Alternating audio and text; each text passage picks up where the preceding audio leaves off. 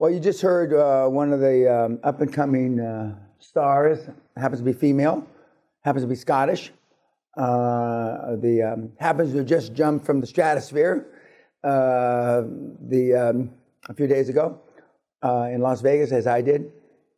And she got her dream team together quickly, which she did, and she didn't do it I think she did it in about, she had everything in place for 45 days, I think.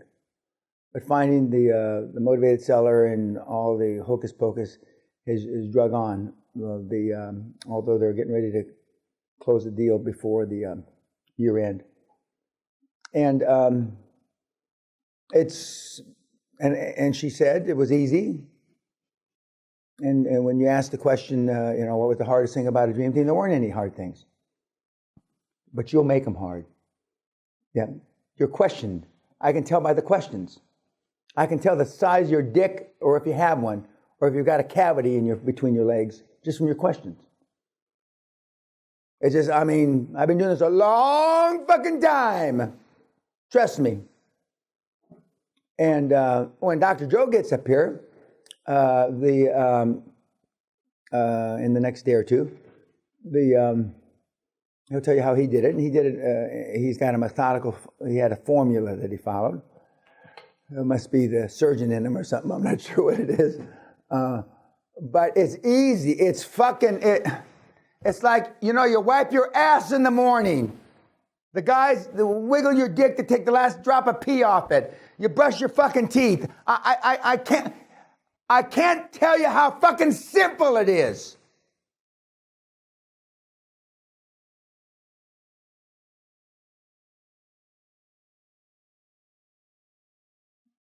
As my daughter used to say, it's easy peasy, Daddy. Why can't they understand? I don't know. Fuck. I don't know. That's 20 years ago. I'm saying this, It's, all my kids have been to the seminar. It's easy peasy. Why can't? I swear to you, it's Allah is my motherfucking witness. 7-year-old daughter. Daddy, why? I don't understand, Daddy. Why don't they understand? Honey, I hope that you say that 20 years from now. The kids that we've had through the seminar, 13-year-old, we don't have 13 years old anymore because it's too overwhelming for them. But 15-year-old, the week after his 15th birthday.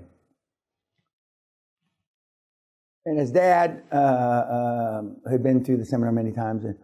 So in the group like this, and we're afterwards, and we're saying, so Christoph, what'd you think of all this? So he looks at his dad asking for permission to say, and his dad goes like this, and I go, what is it? He says, and he's telling my observation, irrespective of the paradox of surroundings, he's 15. The adults take a long time to say nothing.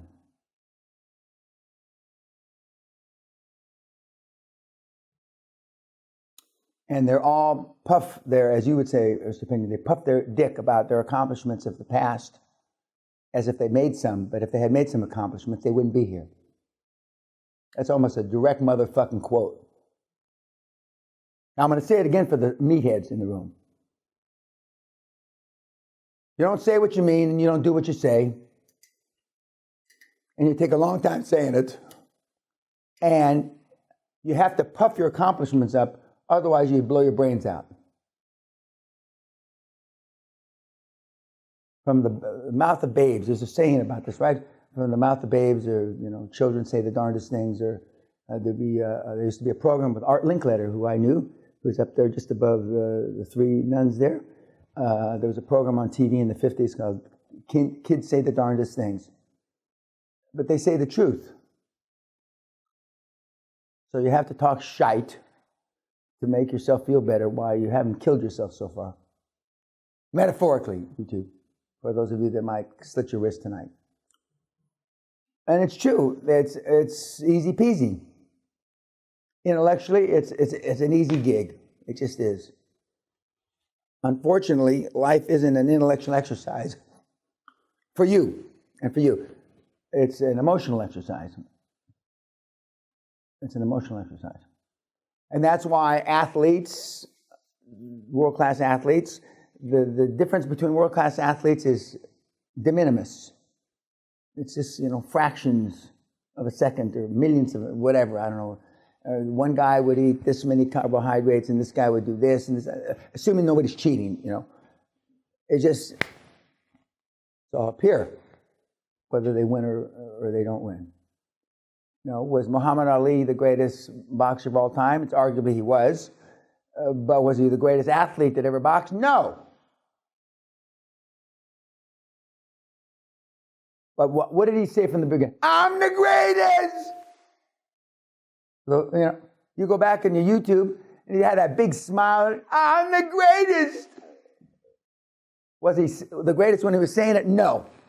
Did he become the greatest? Arguably, yes. Right? Whereas Mike Tyson did it a different way. He didn't, he was angry. He was angry. So it's all in between your ears. And Lillian has done a superb job. She's got a superb job in a country that supposedly can't work, Scotland. As a woman. In an area she knows nothing about. She knows absolutely zero.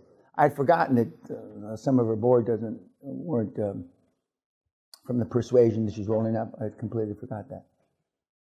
And what are the takeaways about the young lady, young woman? For some of you, she'd be old, because for some of you that are 20, 25, she's an old hag. She's 36, I guess, more or less. For the young kids, some of the young boys in here, well, look at that old lady in there. But I mean, for me, she's a baby. What are the takeaways from listening to her? Yes, ma'am. You should question potential directors more about their experience. Correct. And one of the questions, and we're going to talk about this when we talk about interviewing the board, is, and this is really an important question because it causes not the most problems, but a good set of problems down the road. Is there anything in your background, you're talking to the potential board member, is there anything in your background that would preclude us from getting the financing down the road? Is there anything in your background that would preclude us from getting the financing down the road? So what you're asking them, is there any red flags that I've forgotten to ask about? Are there any red flags? And you get a questionnaire like you wouldn't believe. You're going to know what hand he wipes his butt with when you get to go, if you go through the questionnaire with him. But some of you will be embarrassed to go through the questionnaire because you're asking hard fucking questions.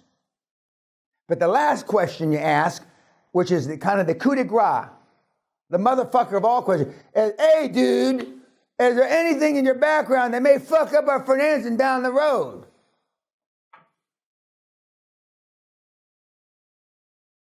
And you'll be surprised when they go, the universal, and there is 1 out of 5 times, 1 out of 3 times. Well, in 1968 or whatever the year is, I was a unindicted co-conspirator. What does that mean, meatheads? That means you had a good lawyer, better than the other lawyers. So you were unindicted co-conspirator. They knew you were a fucking thief, but your lawyer was good enough to get you not indicted. That's all that means. And if you look Google fuck law in the 27th page on the fucker, you would have found it. But you didn't go to the 27th page because you're a lazy cunt. I get emails once a month from 4 or 5 of you. He was unmentioned. That's the same thing as unindicted. No, next. And you took him to lunch. You don't have to take these cocksuckers to lunch. God forbid you took him. You don't have enough money to pay your rent. What are you taking him to fucking lunch for? Because you figure that's the only way he'll go with you. And some of you even think, where would you like to go to lunch? Oh, I'll go to Le Grand Ouai or Le Cirque in New York. That's $600 to take a shit there. Yes, you didn't buy your son's new soccer uniform for his soccer games. and you're taking this cocksucker to lunch. What, you got shit for brains? But you think that there's a higher probability that he'll like you? Because no matter how much, and why do I pound it so much? Because you're going to do it anyway. Just like I took a shit.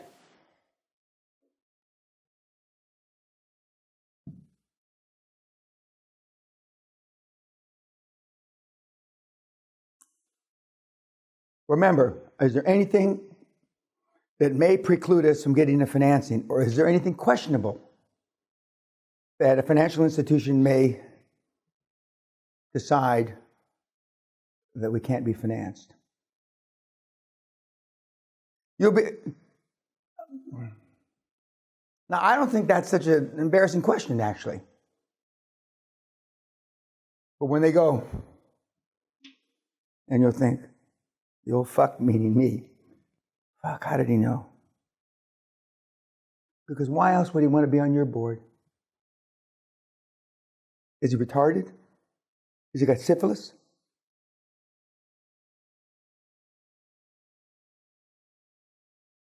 Because you're going to give him free equity. Money makes this game work. The promise of money.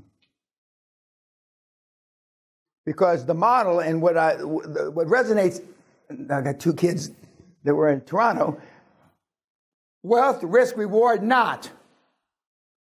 The model that most of you, because you're all young enough, they're raised, work hard, save your money, buy a house, have 2.6 kids, a white picket fence or whatever the fuck it is, or whatever it is now. And if you go to school, go to a good school, get the best grades you can, and then work. And maybe at the end of 40 years, get a gold watch.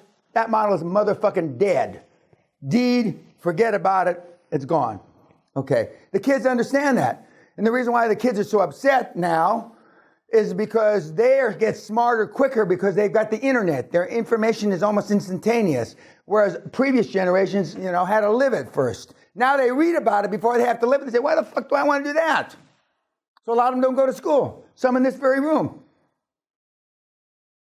And the kids, they may not like how I say it. They may not like that I make fun of minorities. They may not make fun of pregnant women, we're talking about uterus falling out and shit like that. But nobody's saying I'm not telling the truth. Nobody. The truth hurts. And if I can save some young fucking moron at University of Toronto 5 or 10 years in his life, I succeeded. We'll see how the Polacks like it. I'm gonna kick those fucking Polacks. I'm gonna knock their teeth out.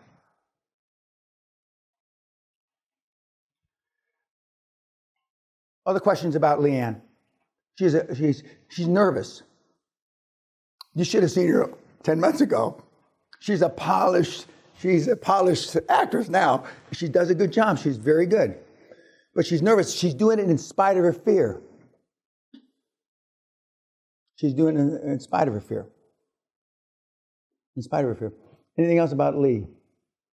Good gal. Super good. And her husband's doing another roll-up. And up here in Scotland, chivalry died up here. Nobody holds a woman's door or does that kind of shit here. That's for goddamn sure. So she's going against the grain. And she's doing it well. She's doing a damn good job. I'm proud of her. And her self-esteem continues to build because success begets success. And the better you get, guess what? The better you get. It's like, Colin McGregor is, on a roll, more or less, even though this farce that he had, the prize fight with, what's his name? Merriweather. But success begets success. And Muhammad Ali and some of the great athletes of the last 30, 40, 50 years. And the challenge is you don't start to believe your own press clippings. Because I've been from the penthouse to the shithouse, and it's an ugly ride. A couple times. Any questions about how, you didn't have many, you only had 2 or 3 questions. But she made it sound easy because it is easy, guys and gals. It is easy. It is easy, and we make it more difficult. We make it more difficult. And now you've got, just like she said, you've got the processes, the procedures, the systems. Christ almighty. And my kids said it was easy peasy before we had all that shit. Before we all had all that shit. But they saw their daddy do it. So, well, daddy can do it. I guess anybody can. Which isn't quite accurate, but it's what they were left with. Okay? You don't do what people tell you to do. You do what people you see. So they saw their dad do it, me. And I would suspect, hope, pray, that my grandchildren, although I only have 1 now, will see their parents, and to the extent that I'm still alive, they'll see me. And so it's a good model, as opposed to, and they hear about their grandfather. They hear. And even though they were alive when my dad was alive, but they didn't fuck around him. They just didn't. I mean, my dad believed, and to be seen and not heard. My dad was not interested in any opinion that came out of anybody that wasn't 40, 50, 60 years old. And then he wasn't even interested in those. But he'd listen. But he sure as fuck wasn't going to listen to some teenage loudmouth like me. Or my kid brothers came after me. He just didn't get me, I listened more than he did. Not much more, but a little more. But when in this environment, I'm not interested in your opinions. I'm not interested. I'm interested in, how do I make this work for me, Mr. Peña? That's where your question should be around. How do I make this work for me? Miss Tokyo here may do it different, and you may do it different, and I know for sure Doc does it different, and but how do I make it work for me? There's a section coming up in the seminar starting tomorrow. From this point forward, how does this relate to me, and how do I take direct action from the point that Mr. Peña is talking about then? How do I use this for me? Not for the guy or gal across the street, for me.